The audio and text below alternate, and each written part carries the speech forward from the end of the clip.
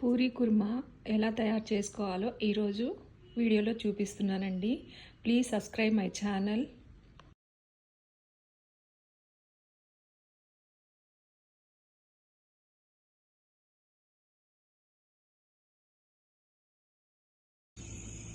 కొంచెం ఆయిల్,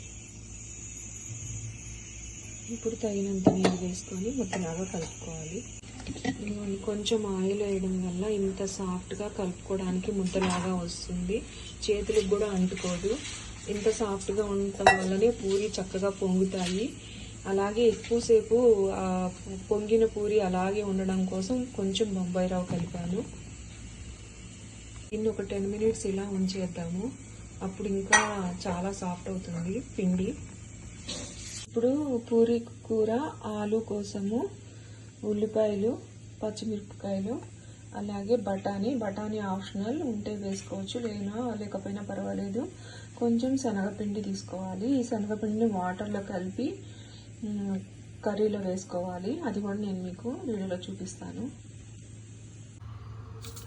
ఆలు కుర్మా కోసం కొంచెం ఆవాలు, జీలకర్ర, కరివేపాకు,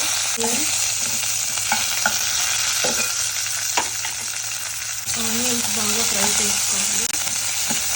కొంచెం సాల్ట్ వేసుకుంటే తొందరగా ఉల్లిపాయలు మగ్గుతాయి.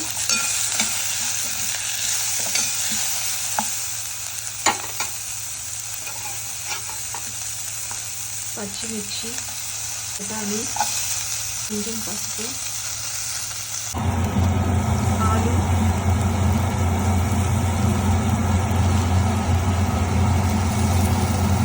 వేసా కూడా కొంచెం సేపు ఇలా ఫ్రై చేసుకోవాలండి.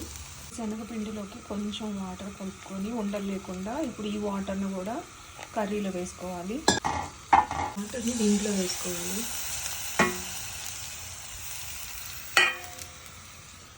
కొంచెం వాటర్ యాడ్ చేసుకొని ఉడికించాలి, మూత పెట్టుకొని.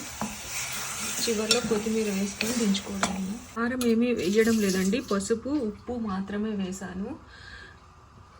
అలాగే పచ్చిమిరపకాయలు వేసాం కాబట్టి పచ్చిమిరపకాయల కారంతో ఈ కుర్మా రెడీ అవుతుంది. హోటల్ స్టైల్ లాగా ఉంటుంది. కారం అస్సలు వేయొద్దు, పచ్చిమిర్చితోనే కారం మనకి సరిపోతుంది. దీన్ని ఇప్పుడు మూత పెట్టుకొని ఉడికించుకుందాం. కర్రీ దగ్గరికి పట్టిందండి. ఇప్పుడు కొత్తిమీర వేసుకొని దించుకోవడమేను. నేను టేస్ట్ చూసాను, కారం లేకపోయినా కూడా పచ్చిమిరపకాయలతోనే కారంగా ఉంది.